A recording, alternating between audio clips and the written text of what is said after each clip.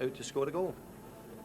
Maybe 2, who knows, but away from home we've been absolutely superb, and I think we'll just try and keep it the same way, the same system.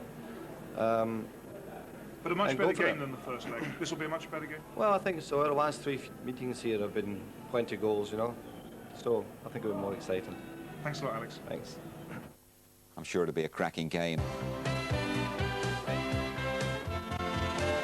Can Wednesday make it 4 Wembleys in 3 years, or will Ryan Giggs' first leg goal take United a step nearer the treble?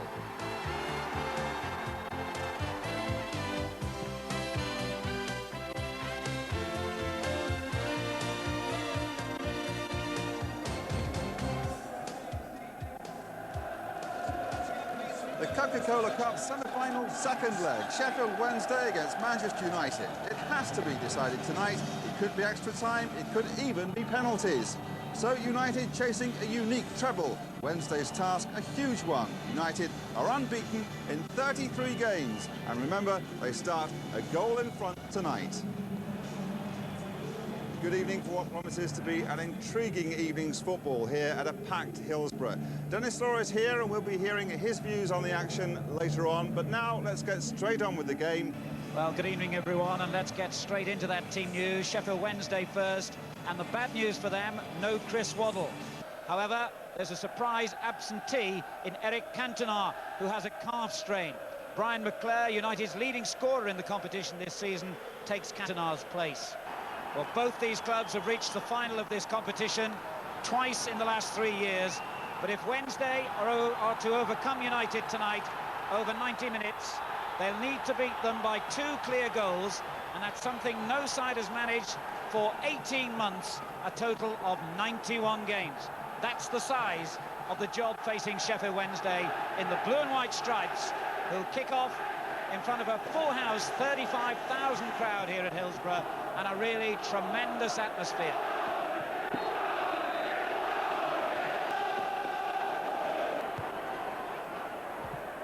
Parker gets there first for United and finds Hughes. Typical Hughes, so strong in the challenge, and then a foul on Ince, free kick to Manchester United. But vintage Mark Hughes and vintage Paul Ince, who always reacts rather angrily to those sort of challenges, and the referee's going to have a word with him. I think they're a little bit disappointed that he didn't play advantage here, but I think he wants to clamp down early on, as he did. Anybody who saw the game, Wimbledon against Man United in the FA Cup, he clamped down very early on, did David Ellery, and because of that, I think we got a good game of football. Graham Hyde, who committed the foul, also had a telling off from referee Ellery. Ince is there again and finds Hughes, and it's a good-looking ball.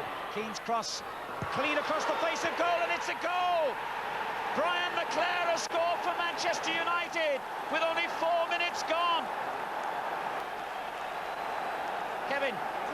Well, this is a terrific ball, but there's still a lot to do for Keane on his weaker foot, but this is very hard to defend. And it's amazing, they leave Cantona out, in comes McClare, and after what, 2 or 3 minutes, he's put them really on the road to Wembley. It's a bit of a mountain now for Sheffield Wednesday. Manchester United in recent seasons. Just look at the quality of that ball. I mean, very, very difficult for a goalkeeper to defend at any time. But when you think it's happened in the first couple of minutes of the game, it's even more difficult. Well, they're getting used to success now, but that start must have given them even a lift. Sinton gets it back from Carlton Palmer, or at least that was the intention, but it was very well read. And that's a great ball to release Kanchelskis, and they've got 3 forward on the break here, United, and they're galloping into spaces again, and it's crossed towards Kanchelskis. They've done it. It's a terrific goal, Alan. I don't know how he squeezed it in. Kanchelskis, he's not renowned for heading, but it's such a good ball from Ryan Giggs. I think Pressman had set himself for the shot here. Watch this ball from Kanchelskis, and he doesn't stop running. There's a lot to do. Keeper thinks he's going to shoot, and what a beautiful ball back. And it's Kanchelskis who squeezes it in. It went in off Des Walker, but the execution of that counter-attacking goal, beautiful cross, wasn't it, from Giggs, to pick out his opposite winger.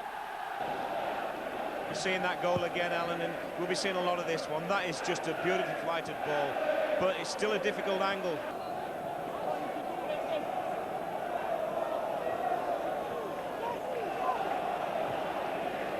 Sheffield Wednesday at the moment have no answer to this brand of Manchester United football. Although it all went wrong there, and Keane found it hitting his own chin, but they've still kept possession. Ince. It's a great run. Danger here for Wednesday. Deflection, got a deflection. Otherwise, that would have also, maybe Pressman would have been picking that one out. A terrific run from Ince here. He's got the strength to shrug off Carlton Palmer, and then he goes right for the jugular. And watch this, he just gets a deflection off of Coleman and just goes wide. The referee perfectly placed to see this challenge. Keane denying him any room. Slides it through to Hyde. Schmeichel with a brave save. Comes back again to Hyde, and it's in! Sheffield Wednesday have got a goal back. Hurst, right on the line, as Hyde somehow got it in from an acute angle, and with 12 minutes to go to half-time, that might put a different complexion on things. It gets a deflection here. Hyde's looking to drive it across. First, Schmeichel drops it with Bright going in, and then this, I think it's hit someone, and it's in the net before Hurst gets a touch on it. But it all started with Nielsen in the corner, but he's waiting. It's a great ball in, difficult to defend. Schmeichel's let it go, and I think it's slight deflection, but it's already in a time the two of them arrive in the net. I wonder if United will complain that Mark Bright knocked the ball out of Schmeichel's hands there. Mark Williams. Good interception by Keane. And he finds Hughes. Good effort! Oh my word, just as you think Manchester United are rocking, they come back with another goal. 7 minutes to go to half-time, and Mark Hughes has restored their advantage. Yeah, I feel sorry for Kevin Pressman there.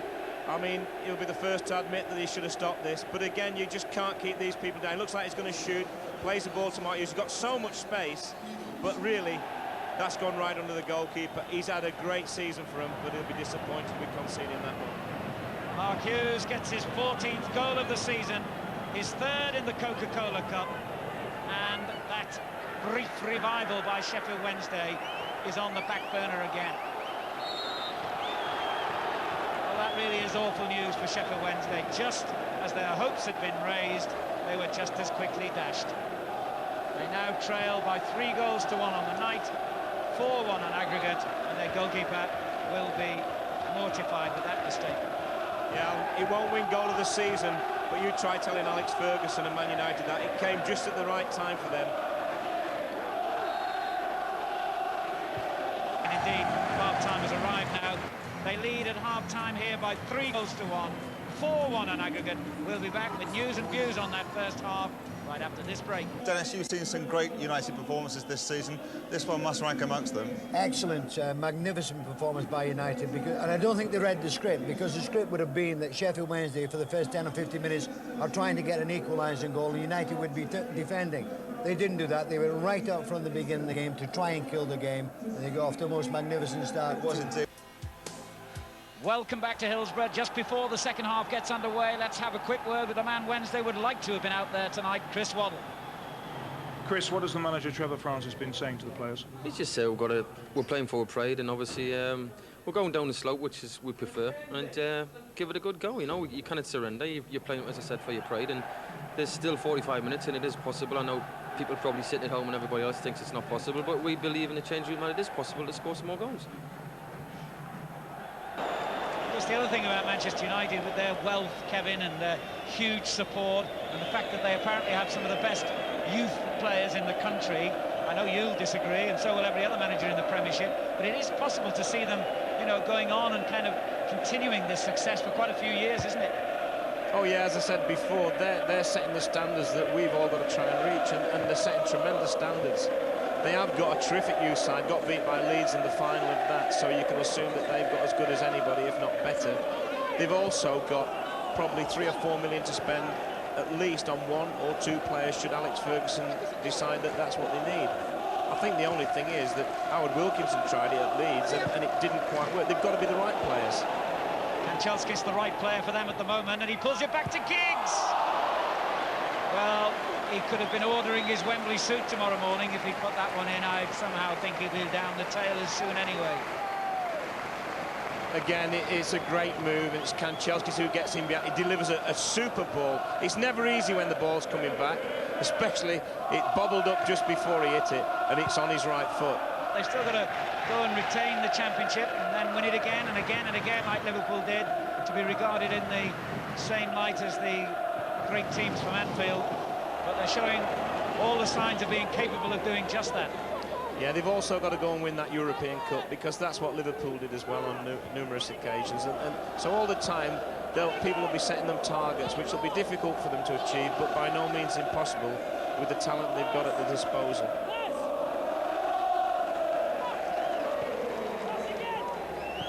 Strangely enough, of all the things Liverpool achieved over the years, this domestic treble is something they never managed. Manchester United haven't yet, but they're a vital step closer to it tonight.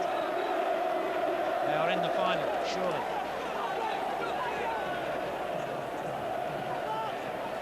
Parker finding McClare. He's got Hughes and Giggs in the box. Hughes! They can order the Wembley suits now, all right. And they can start looking for tickets. Manchester United are going back to Wembley to meet Aston Villa in the Coca-Cola Cup final. That's another great ball from McClare there. He was given a lot of time, but he's coming for Cantona, and this is the sort of thing Cantona was doing and we were raving about. Terrific finish from Mark Hughes, just keeping the ball down, hitting the target. And I'm delighted he's got a goal, because he's worked his socks off tonight for Manchester United.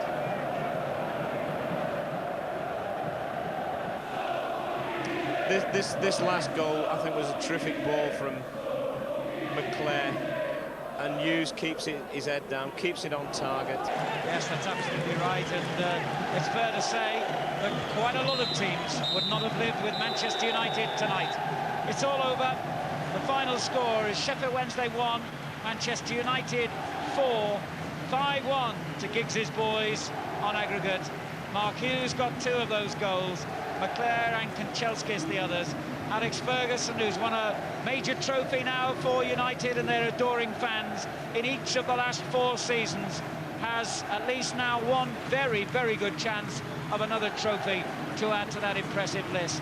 We can now go to the victorious dressing room and join Gary Newbon with the United manager, Alex Ferguson. Alex, congratulations. Another excellent performance from an excellent team. Wow, it was a wonderful performance, it really was. We got off to a great start, you know. Chalky scores in the first couple of minutes. His record here is unbelievable, you know, Sheffield. He scores every time he comes. So I was delighted he got a start. We've got terrific. And all this without Eric Cantona, with Brian doing such a good job there. Yeah, but I mean, you could bring a top-class player, and there's no problem with that. Well, everyone's been talking about the treble. You've certainly got a chance with the first leg, although Aston Villa will obviously give you a very good time. It's going to be hard doing this interview, by the way. Very difficult. But I think that we just keep our feet in the ground, and we've got a wee game on Saturday against Chelsea at home. We've got that priority, really. Just keep doing well in the league. And we can put the League Cup final away for 3 weeks and go on with the league now. But what about this team? I mean, it does look as if it's going to just go on from strength to strength. Well, I hope so. They've still to mature as a team, still come to a peak. We hope we'll see that in the next 2 or 3 years. Brian, let's bring you in. I mean, good night for you. Good evening. Excellent. Well, I've enjoyed the games I've had in the competition so far. And a word about Mark Hughes, because, you know, people have been talking about how well Eric and Mark Hughes have been doing, but Brian McClare and Mark Hughes did very well tonight. Well, it was a bit of a different role, really, the way that we played the game tactically. We decided to play 3 in the midfield a little bit, but obviously giving myself and Roy a lot of freedom to go forward. But I mean, we got the start that we couldn't have anticipated at all. 2 goals early on, it was great for us. And nice to see the boss looking so relaxed. Well, he's always relaxed. He's only tense when he's on film, you see. Thank you very much. Congratulations. Another Wembley final. Real cracker, Aston Villa against Manchester United. Well done. Thanks. Bye, John.